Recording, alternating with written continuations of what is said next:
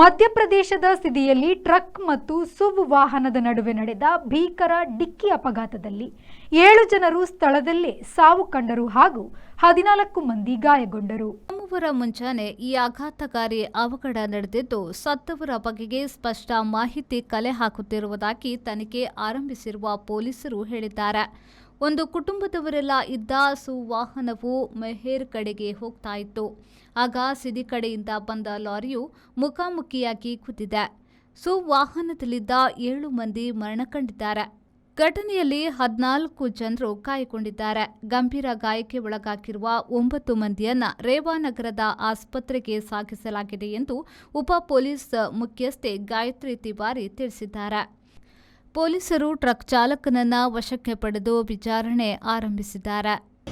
साहू परिवार आ रहा था, बहरी तरफ से मैहर जा रहा था, तो कुपनी पेट्रोल पंप के पास एक्सीडेंट हुआ है जिसमें 14 लोग घायल हुए हैं और उसमें से 7 लोग मृत हो गए हैं।